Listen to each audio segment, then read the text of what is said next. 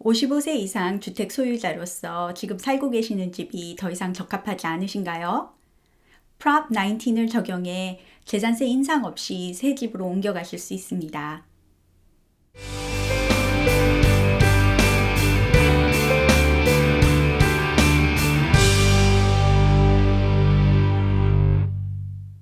안녕하세요. 부동산 브로커 백기박입니다. 알면 유용한 미국 부동산 정보를 제공해 드립니다. 도움이 되신다면 구독과 좋아요, 알람 설정해 주시면 항상 좋은 내용으로 찾아뵙도록 노력하겠습니다. 2020년 11월에 치러진 선거를 기억하시죠? 그 당시 트럼프냐 바이든이냐 하며 꽤 떠들썩했었죠. 제가 정치 이야기를 하려는 것은 아니고 그날 캘리포니아에서는 아주 중요한 주민 발의안인 Proposition 19이 통과되었습니다. Prop 19의 장점은 전에 소유한 거주주택에 낮게 과세된 재산세를 새로 구입하는 거주주택으로 옮겨갈 수 있다는 거죠.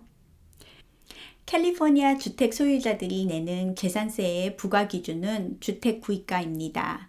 그러기에 같은 동네 비슷한 집이라도 구입가에 따라서 부과된 재산세가 확연히 다를 수 있습니다. 예전에 집값이 저렴했을 때 구입한 분은 비교적 낮은 재산세를 내고요. 최근에 구입한 분은 높은 재산세를 내겠죠. 그래서 예전에 구입한 집에서 오래오래 살면 좋겠지만 여러 가지 상황으로 집을 옮겨야만 할 수도 있습니다. 타 지역에 살고 있는 자녀 근처로 이사를 하셔야 될 수도 있고요. 이제는 계단 없는 단층집에 살고 싶으실 수도 있고요. 아니면 은퇴를 앞두고 모기지 페이먼트 부담 없는 집으로 옮기셔야 할 수도 있습니다. Prop 19는 이런저런 상황으로 집을 옮기셔야 하는 55세 이상 주택 소유자들에게 전집에 과세된 낮은 재산세를 새 거주집으로 옮겨갈 수 있게 해줍니다. 조건은 primary residence, 즉 파는 집이나 구입하는 집 모두 소유자가 거주하는 집이어야 합니다. 렌트를 주고 있는 임대주택은 적용되지 않겠죠. 예전에 구입해 낮은 재산세를 내고 있던 55세 이상 주택 소유자가 이 집을 100만 불에 팔고 90만 불의 새로운 주택을 구입해 거주하게 되면 재산세가 90만 불로 새로 책정되지 않고 전집에 내고 있던 낮은 재산세를 옮겨와 낼 수 있다는 거죠. 전에도 Proposition 60, 90로 비슷한 내용의 법안이 있었지만 새로 구입하는 집이 같은 카운티 안이나 지정된 10개의 카운티 안에서만 구입해야 된다는 제한이 있었습니다. 4월 1일부터 적용되는 Prop 19는 파는 집이나 새로 구입하는 집이 어느 카운티에 있든 상관없이 캘리포니아 전 지역 58개 카운티로 확산해 적용해 줍니다.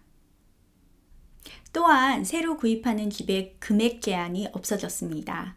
단, 판 집보다 새로 구입하는 집이 더 비쌀 경우 차익에 대한 재산세만 추가 부과됩니다. 예를 들어 30만 불의 재산세가 부과되어 있는 집을 100만 불에 팔고 150만 불의 집을 구입하게 되시면 판매가인 100만 불까지는 예전 집의 재산세를 옮겨올 수 있고요. 차익인 50만 불에 대한 재산세가 추가로 부과되어 새 집의 재산세의 기준은 80만 불이 됩니다. 이 법안이 없었더라면 매해 80만 불이 아닌 150만 불에 대한 재산세를 내셨겠죠. 사고 팔고는 상관없이 2년 안에만 하시면 되고요. 일생 3번까지도 이 제도를 적용할 수 있습니다.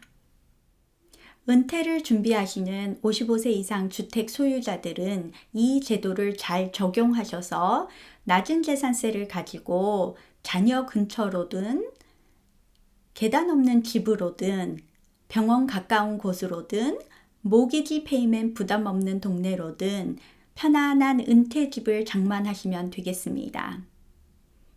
이상은 부동산 전문가로서 설명드린 Proposition 19의 내용이었고요.